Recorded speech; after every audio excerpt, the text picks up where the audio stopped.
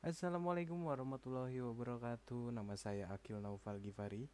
Di sini saya akan menjawab ulangan tengah semester dari mata kuliah Enterprise Resource Planning. Nah, yang pertama, jelaskan manfaat dan kekurangan ARP. Nah, kelebihannya sistem ARP ini biaya manajemen dan biaya operasional berkurang. Lalu yang kedua, bisnis dan akurasi data terintegrasi dengan baik. Yang ketiga, sebagai pendukung pengambilan keputusan. Yang keempat, produktivitas dan efisiensi meningkat. Yang kelima, penyempurnaan kolaborasi. Lalu untuk kekurangan dari sistem ERP ini, yang pertama, adanya keterbatasan pemilihan pada perangkat lunak sistem ERP ini. Lalu yang kedua, pada sistem ERP ini mempunyai harga yang sangat mahal ya.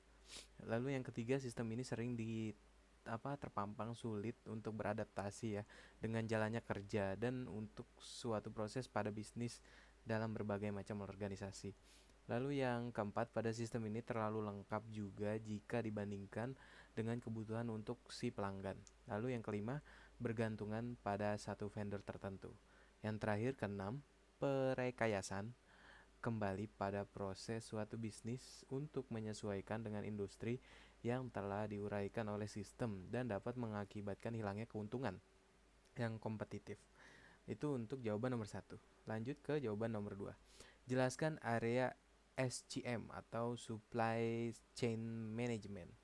Yang pertama, pengembangan produk. Melakukan riset pasar ya, merancang produk baru dan melibatkan supplier dalam perancangan produk baru ya. Lalu yang kedua, pengadaan, memilih supplier, mengevaluasi kinerja supplier, melakukan pembelian bahan baku dan komponen, memonitor supply risk dan membina dan memelihara hubungan dengan supplier. Lalu yang ketiga, perencanaan dan pengendalian, demand planning, peramalan permintaan, perencanaan kapasitas dan perencanaan produksi dan persediaan.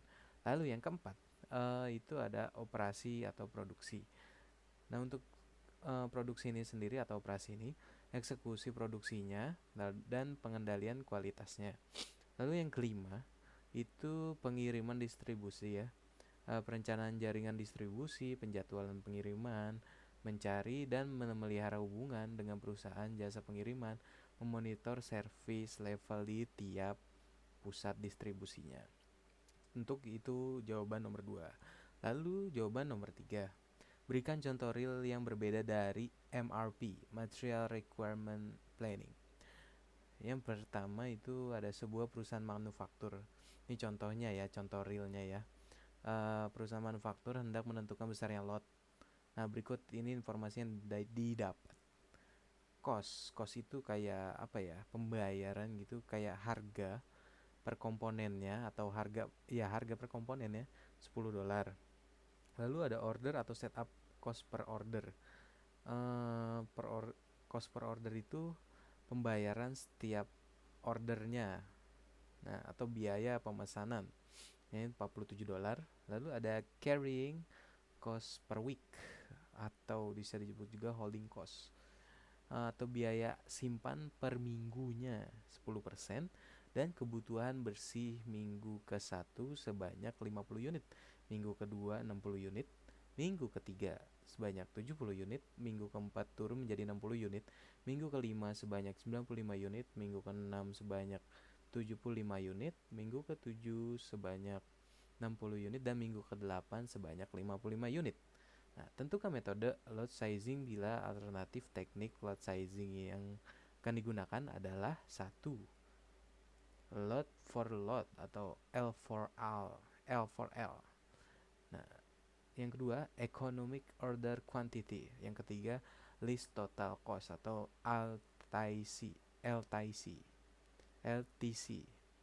Dan yang terakhir yang keempat, less until cost atau LUC. Nah, untuk pembahasannya, untuk menentukan metode lot sizingnya, di mana yang sebaiknya digunakan ya, dilakukan analisis dampak pembiayaannya, persediaan dari setiap alternatif ya. teknik lot sizing ini berikut analisisnya ya. Nih di sini bisa dilihat di layar lot for lot. Nah ini minggu pertama ini minggu pertama 1. Nah netnya R-nya berapa? 50. Produktivitas kuantitinya 50. N-nya, HC-nya, SC-nya, TIC-nya. Nah itu yang tadi itu, yang ininya nih, economic order quantity, EOQ, L for L, LTC, dan LUC. Nah, ini juga SCHC-nya ada di sini semua. Nah, untuk keterangannya, HC biaya simpan dihitung dengan cara N inventory X biaya simpan per minggu. Misalnya, pada minggu pertama N inventory 0 dan biaya simpan per minggu 10% kali 10 sama dengan 1, maka HC-nya 0 kali 1 sama dengan 0. Nah, untuk SC-nya biaya pesan setiap kali pesannya dihitung dengan cara produk quantity X biaya pesan setiap kali pemesanan ya. Nah, misalnya pada minggu pertama net requirement 50 dan produk quantity 50. Jadi, pemesanan hanya dilakukan satu kali.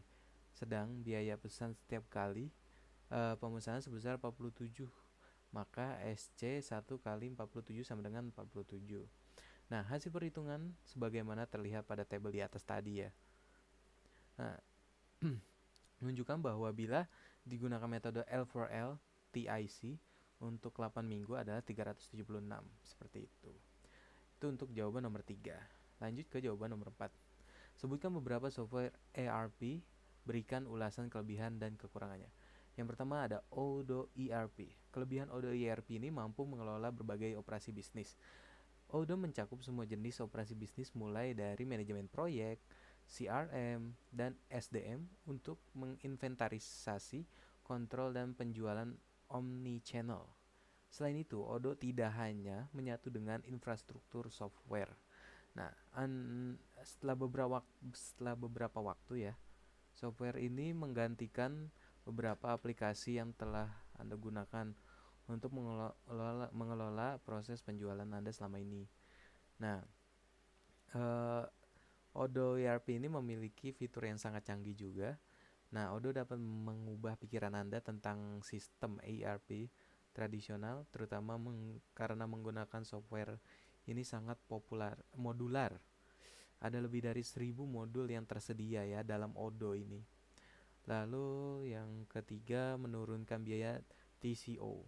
Nah, dengan Odoo ini Anda seperti memiliki sebuah alat yang canggih ya, kayak komputer yang canggih gitu, terintegrasi dan diperbarui secara rutin.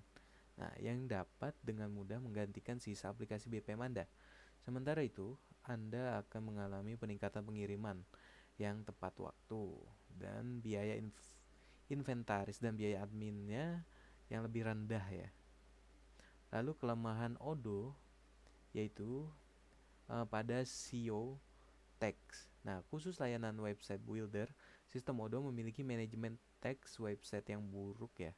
Untuk mengatasinya, pengguna dapat menonaktifkan atau disable penelusuran mesin pencari untuk halaman teks.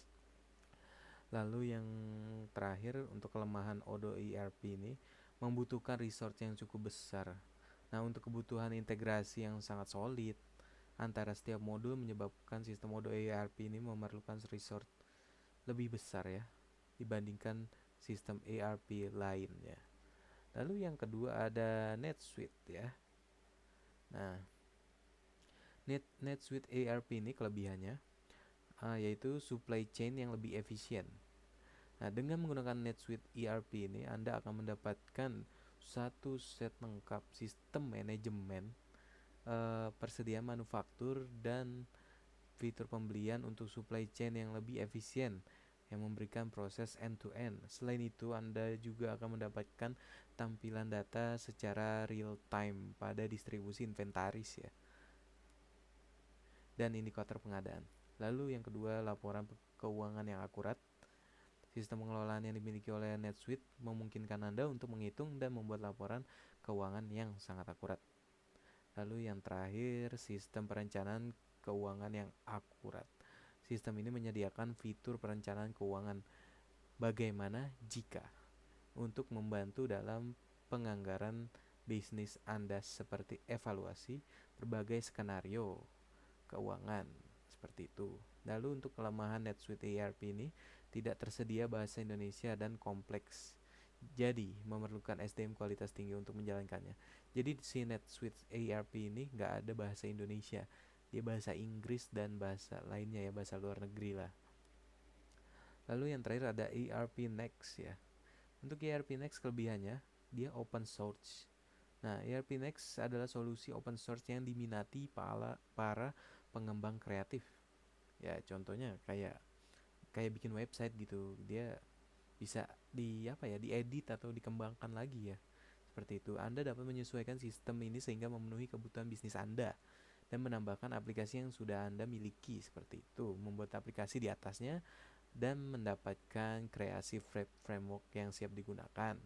Lalu yang kedua, mendukung berbagai macam industri. ERP Next menargetkan sebagian besar produsen, penyedia layanan, dan operator di industri retail dan distribusi. Paket khusus juga tersedia untuk sekolah dan lembaga pendidikan. Lalu yang terakhir, fitur manajemen bisnis yang dapat dikombinasikan. Dengan ERP Next ini, Anda akan memiliki pusat manajemen tunggal dari mana Anda dapat mengelola operasi manufaktur Anda dan mengontrol keuangan akun dan faktur Anda. Lalu untuk kekurangannya sendiri, dokumentasi dan tampilan. Sistem atau aplikasi open source yang telah ada saat ini masih banyak yang lemah dalam hal kelengkapan dokumentasi dan kemudahan bagi pengguna ya, atau user friendliness dibandingkan dengan yang ditemukan dalam program proprietary. Nah, itu untuk jawaban nomor 4. Lalu yang terakhir, jawaban nomor 5, berikan contoh real yang berbeda dari flowchart process modeling. Yang ini itu contohnya pemesanan suatu produk atau barang yang dilakukan setelah adanya informasi yang diinginkan dari pelanggan ya. Lalu diproses pembuatan stok barang, setelah itu dilakukan pengecekan dan proses pendistribusian. Jadi dia sistemnya kayak pre-order ya. Anda tanya buyer kan, pelanggannya pesan dulu apa yang diinginkan. Nanti si penjual ini mencari barangnya, lalu diproses pembuatannya, stok barangnya ada. Setelah itu baru dilakukan pengecekan, lalu proses pendistribusiannya atau pengirimannya kepada si pelanggan. Seperti itu kurang lebih. Ya mungkin itu saja yang bisa saya sampaikan. Kurang lebihnya mohon maaf. Wabillahi taufiq wal hidayah. Wassalamualaikum warahmatullahi wabarakatuh.